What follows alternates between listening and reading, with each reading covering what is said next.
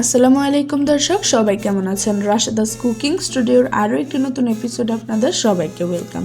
মুঘল আমল থেকে বাঙালির রান্নাঘরে রাজকীয় আসন নিয়েছে কাতলা মাছের কালিয়া। বাঙালির ভাতের সঙ্গে মাছের কালিয়া মানেই উৎসব। বিয়ের ভোজ থেকে শুরু করে অতিথি আপ্যায়ন, কাতলা মাছের কালিয়া সবসময় বাঙালির রান্নার গর্ব।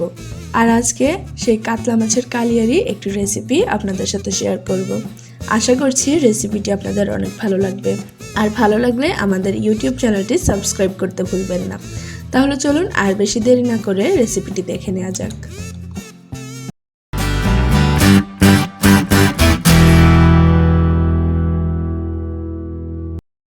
প্রথমে আমি এখানে একটা পাত্রে দিয়ে দিলাম হাফ টিস্পুন হলুদ গুঁড়া, হাফ টিস্পুন মরিচের গুঁড়া, হাফ টিস্পুন দিয়ে দিলাম জিরার গুঁড়া, হাফ টিস্পুন দিয়ে দিলাম লবণ, সামান্য পরিমাণ দিয়ে দিলাম সরষের তেল, হাফ টিস্পুন দিয়ে দিলাম আদা রসুন বাটা।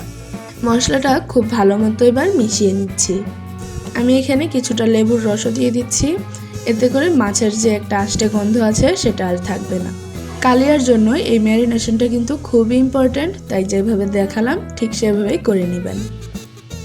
এবার আমি এখানে দিয়ে দিচ্ছি 5 পিস কাতলা মাছ। খুব ভালো মতো এই মশলাগুলো মাছের গায়ে মাখিয়ে নিতে হবে। মাখানো হয়ে গেলে এটাকে রেস্টে রেখে দিব 30 মিনিটের জন্য।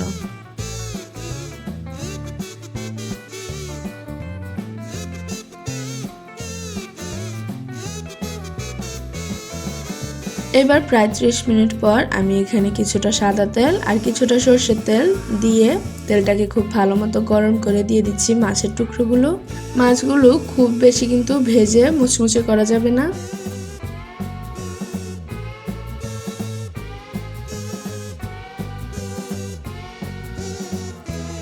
এই তো মাছগুলো ভাজা হয়ে গেলে এবার আমি উঠিয়ে নিচ্ছি।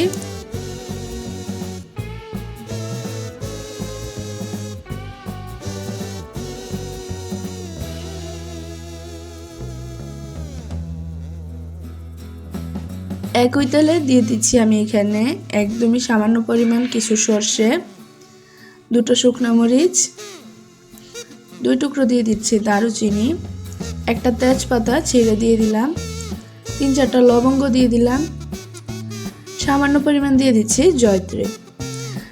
এই গরম মশলাগুলোতে একটা ফোড়ন আসা পর্যন্ত অপেক্ষা করব।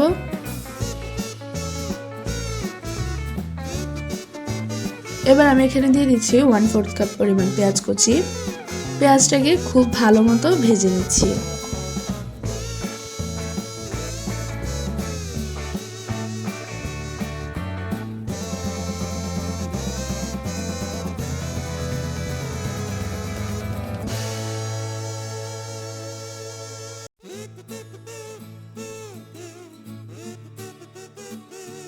পেঁয়াজটা যখন এরকম ভাজা হয়ে যাবে এরপর যে আমি এখানে দিয়ে দিচ্ছি 3 টেবিল চামচ পেঁয়াজ বাটা। পেঁয়াজ বাটাটাকেও কিছুক্ষণ নেড়েচেড়ে ভেজে নিতে হবে।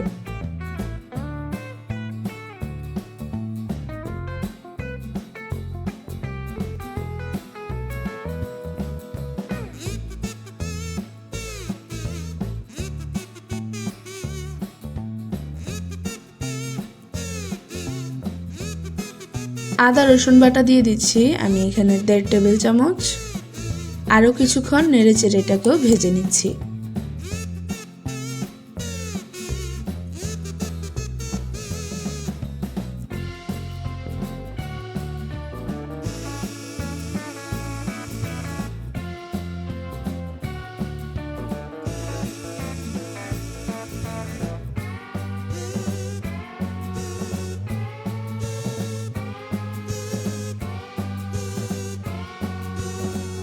বাটা মশলাগুলো যখন এরকম কিছুটা লালচে হয়ে আসবে এবারে আমি প্যানের মাঝখান থেকে দিয়ে দিচ্ছি 1 টিস্পুনের মতো চিনি।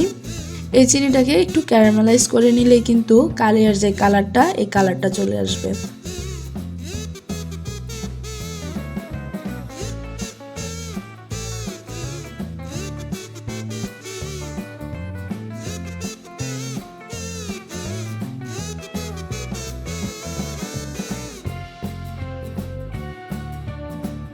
যখন মশলার কালারটা এরকম হয়ে যাবে এরপর যে আমি দিয়ে দিব সামান্য পরিমাণ পানি। এবার গুঁড়া মশলাগুলো দেওয়ার পালা। প্রথমেই দিয়ে দিচ্ছি 1 চা চামচ হলুদের গুঁড়া, হাফ চা চামচ দিয়ে দিচ্ছি জিরার গুঁড়া, 1 চা চামচ মরিচের গুঁড়া, 1/2 চা চামচ ধনিয়ার গুঁড়া, স্বাদ মতো লবণ।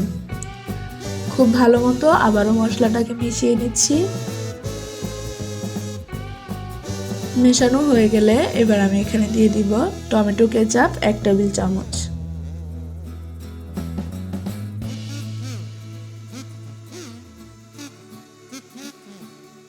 নেড়েচেড়ে আরও 3 থেকে 4 মিনিট মশলাটা কষানোর পর এবারে দিয়ে দিব আগে থেকে ভেজে রাখা মাছগুলো। এবার খুবই আলতো হাতে নেড়েচেড়ে মাছগুলো মশলার সাথে মিশিয়ে নিতে হবে।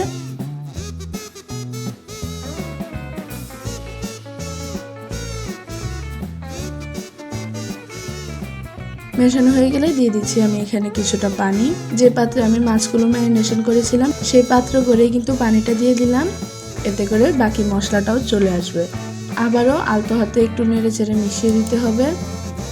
এবার আমি এখানে দিয়ে দিচ্ছি 1/3 কাপের মতো ফেটানো টক দই। খুবই আলতো হাতে নেড়েচেড়ে মিশিয়ে নিতে হবে আরও একবার।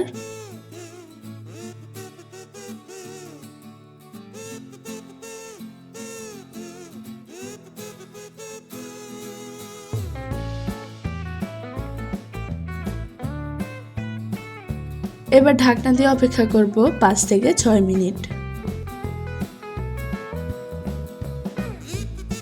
5-6 মিনিট পর দেখতেই পাচ্ছেন তেলটা কিন্তু উপরে চলে এসেছে। রান্নাটাও মোটামুটি প্রায় শেষের দিকে। আবারও একটু নেড়ে চেড়ে মিশিয়ে দিয়ে দিচ্ছি উপর থেকে 2-3টা কাঁচামরিচ। কাঁচামরিচগুলো আমি ফালি করে দিয়ে দিলাম। সামান্য পরিমাণ ধনিয়া পাতা কুচি দিয়ে নামিয়ে নিলেই কিন্তু রেডি আমাদের কাতলা মাছের কালিয়া। রেসিপিটা ফলো করে অবশ্যই বাসায় বানিয়ে দেখবেন। আশা করছি আপনাদের অনেক ভালো লাগবে। আর ভিডিওটা কেমন লাগলো কমেন্টে জানাতে কিন্তু একদমই ভুলবেন না। আর অবশ্যই ভিডিওটিতে একটি লাইক দিতেও ভুলবেন না। তো আজকের মতো ভিডিওটি এখানেই শেষ করছি। সবাই ভালো থাকুন, সুস্থ থাকুন। আল্লাহ হাফেজ।